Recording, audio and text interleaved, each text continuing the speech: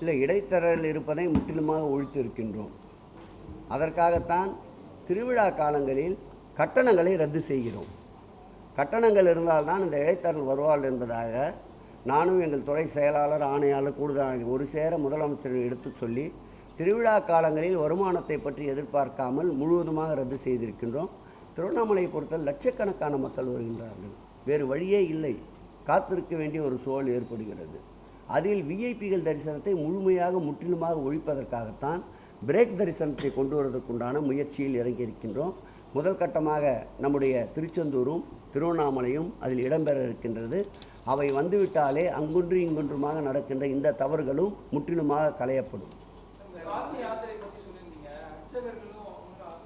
நிச்சயமாக இந்த ஆட்சி எல்லோருக்கும் எல்லாமான ஆட்சி. மாண்புமிகு முதல்வர்கள் பொறுப்பேற்றவுடன் சொன்னார், இந்த ஆட்சியை பற்றி என்ன சொல்ல விரும்புகிறீர்கள் என்று கேட்டபோது, வாக்களித்த மக்கள் மகிழ்ச்சி அடைவார்கள் நான் செய்கின்ற நற்பணிகளால், வாக்களிக்காத மக்கள் வருத்தப்படுவார்கள். இப்படி நற்பணிகள் செய்கின்ற ஒரு முதலமைச்சருக்கு நாம் வாக்களிக்காமல் விட்டுவிட்டோமே என்று. ஆகவே போற்றுவார் போற்றல், புழுதிவாரி தூற்றுவார் தூற்றல், அவருக்கென்று விட்டுவிட்டு எங்களுடைய பணி அர்ச்சகர்களையும் ஆன்மீக பயணத்திற்கு கொண்டு செல்வோம்.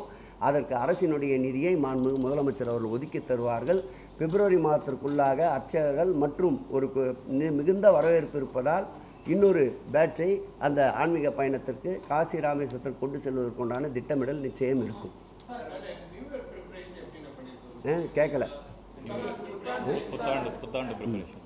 புத்தாண்டை பொறுத்தளவில் அனைத்து திருக்கோயில்களும் 29, 30, 31 தூய்மை பணி நடைபெற இருக்கின்றது. அனைத்து திருக்கோயில்களிலும் முடிந்த அளவிற்கு மின்ஒளி ஏற்படுத்த செய்திருக்கின்றோம். குறிப்பிட்ட திருக்கோயில்களில் அன்றைக்கு நாள் முழுவதும் இலவச பிரசாதங்களை அளிக்க இருக்கின்றோம். வருகின்ற பக்தர்கள் அதிக நேரம் கியூ வரிசையில் இல்லாமல் விரைவு தரிசனம் செய்வதற்கு எந்தெந்த திருக்கோயில் அதிகமான கூட்டங்கள் வருமோ அந்த திருக்கோயில்களுக்கு போதிய அளவிற்கு கூட்டங்கள் இல்லாத, பணி சுமை குறைவாக இருக்கின்ற திருக்கோயிலில் இருக்கின்ற இணை ஆணையாளர்கள், கூடுதல் ஆணையாளர்கள், உதவி ஆணையாளர்கள் போன்றவற்றை அங்கே சிறப்பு பணிக்கு அமர்த்தப்பட்டு ஒழுங்குபடுத்தப்படும்.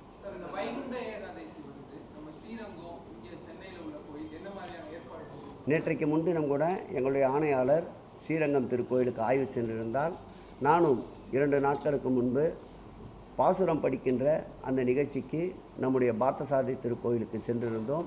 அந்த திருக்கோயிலே போதிய அளவு கடந்த ஆண்டை விட 10 மடங்கு கூடுதலாக காவல்துறை பாதுகாப்பு பணி, அதேபோல் திருக்கோயில் ஊழியர்களுடைய பாதுகாப்பு பணி, போக்குவரத்து நெரிசலை குறைப்பதற்கு கட்டுப்படுத்துவதற்குண்டான போக்குவரத்து பணியாளர்கள், அதேபோல் உணவு, நாள் முழுவதும் பிரசாதம், மருத்துவ வசதி, அதேபோல் ஏதாவது விரும்பத்தகாத சம்பவங்கள் நிறைவேறாமல் இருப்பதற்காக தீயணைப்பு வாகனங்கள் போன்ற கியூ வரிசை அதிகப்படுத்துவது, கியூ வரிசையில் நிற்பவர்களுக்கு வெயிலின் தாக்கம் இல்லாத அளவிற்கு கூரைகள் அமைப்பது என்று அனைத்தையும் திட்டமிட்டிருக்கின்றோம்.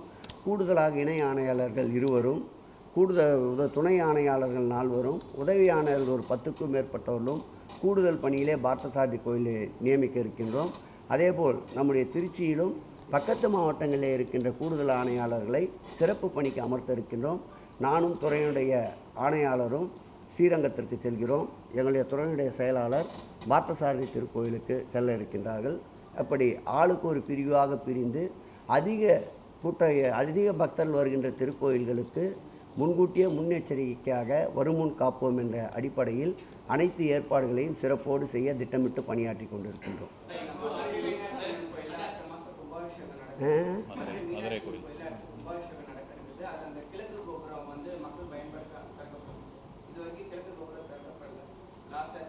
வீர வசந்தராயர் மண்டபத்துடைய பணிகள் துரிதப்படுத்தப்பட்டு வருகின்றன.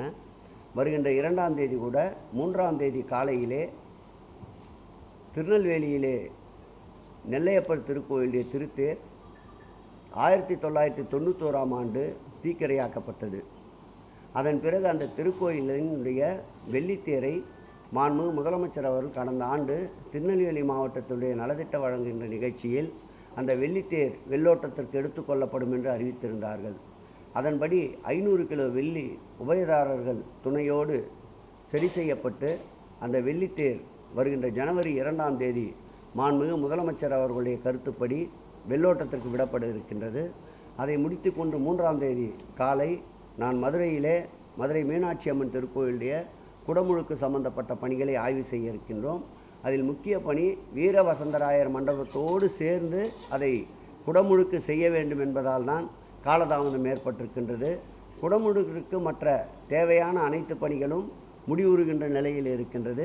வீரவசந்தராயர் மண்டபத்திற்கு கல் எடுக்கின்ற பிரச்சனை, அதேபோல் கல் சேருவதற்குண்டான சூழ்நிலை, இவைகளால் தான் காலதாமதம் ஏற்பட்டது. உறுதியாக இந்த மார்ச் மாதத்திற்குள் குடமுழுக்கு நடத்தி முடிக்கப்படும் என்பதை மகிழ்ச்சியோடு தெரிவித்துக் கொள்கிறேன்.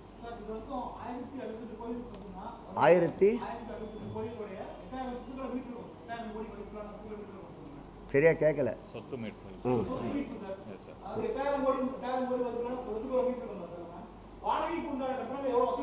நிச்சயமாக இந்த ஆட்சி ஏற்பட்ட பிறகு வாடகை கட்டாமல் நிலுவிலே இருந்த வாடகை தொகை ஒரு புறம், அதேபோல் ஆக்கிரமிப்பிலிருந்து மீட்கப்படுகின்ற நிலங்களை மக்களுடைய பயன்பாட்டிற்கு மறுபயன்பாட்டிற்கு ஏற்படுத்துகின்ற வகையில் அந்த இடங்களை தேர்வு செய்து அந்த இடங்கள் குத்தகை அடிப்படையிலே பத்திரிகையிலே விளம்பரப்படுத்தப்பட்டு அதில் விரும்பி குத்தகைக்கு வருகின்றவர்களை தேர்வு செய்யப்பட்டு அந்த வகையில் இதுவரையில் 140 கோடி ரூபாய் அளவிற்கு புதிதாக வருமானம் திருக்கோயிலுக்கு வரப்பட்டிருக்கின்றது. அதேபோல் நிலுவையில் இருந்த வாடகை தொகை என்று எடுத்துக்கொண்டால் ITMS மூலமாக அனைத்தையும் பதிவீடு செய்யப்பட்டு நிலுவையில் இருந்த வாடகைகள் இந்த 4 ஆண்டு கால ஆட்சியில் 400 கோடி ரூபாய்க்கு மேல் வரப்பட்டிருக்கின்றது என்பதை மகிழ்ச்சியோடு தெரிவித்துக் கொள்கிறேன். இப்படி பயன்பாடு இல்லாத நிலங்களை தொடர்ந்து திருக்கோயிலுக்கு வருமானமும் அதே நேரத்தில் நிலங்களை யாரும் ஆக்கிரமிப்பு செய்யாமல் இருப்பதற்கும் இது போன்ற வாடகைக்கு விடுகின்ற நடைமுறையை சட்டத்திற்குட்பட்டு எடுத்து வருகிறோம்.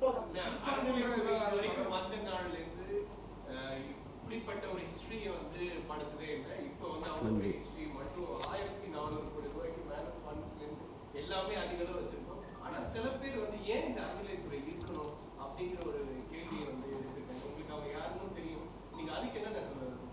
அவர்களுடைய ஒரே நோக்கு, இந்த ஆட்சி ஏற்பட்ட பிறகு திராவிட மாடல் ஆட்சி, குறிப்பாக திராவிட முன்னேற்ற கழகம் ஆன்மீகத்துக்கு எதிரான ஆட்சி என்ற ஒரு பிம்பத்தை கட்டமைத்திருந்தார்கள். மாண்புமிகு தமிழக முதல்வர் அவர்கள் ஆட்சி பொறுப்பேற்ற பிறகு அந்த பிம்பத்தை அடித்து ஒடித்து நொறுக்கி சின்னாபின்னமாக்கி விட்டார். இதை தாழ முடியாதவர்கள்தான் பல்வேறு நம்பத்தகாத குற்றச்சாட்டுகளை இந்த துறையின் மீது வைத்து வருகின்றார்கள். நிரூபிக்கப்படக்கூடாத குற்றச்சாட்டுகளை இந்த துறையின் மீது வைத்து வருகிறார்கள். எந்த வளர்ச்சி பணிக்கு சென்றாலும் உடனடியாக நீதிமன்றத்தை நாடுகிறார்கள். இதற்காகவே அறை போட்டு அதற்கு திட்டம் தீட்டி இந்த செயலுக்காகவே பெருமளவு நிதியை செலவு செய்து மூத்த வழக்கறிஞர்களை வைத்து திட்டங்களை தடுப்பதில் முழு முயற்சியோடு நடந்து கொண்டிருக்கிறது ஒரு கூட்டம். இவை எல்லாவற்றையும் முறிவடித்து எல்லோருக்கும் எல்லாம் என்ற அரசாக, இந்துக்களுடைய ஏகாதிபத்திய உரிமையை பேணி காக்கின்ற ஒரு அரசாக என் அப்பன் முருகன் முதல் கொண்டு வைணவம், சைவம், அதேபோல் சக்தி அம்மன் திருக்கோயில் முதல் கொண்டு அனைத்து திருக்கோயிலுடைய பக்தர்களும் போற்றி புகழுகின்ற ஒரு ஆட்சியாக இந்த ஆட்சி மாறி வருவதால் இதை தனியாரிடம் ஒப்படைக்க வேண்டும் என்ற குரல் ஆங்காங்கே எழுந்து கொண்டிருக்கின்றது.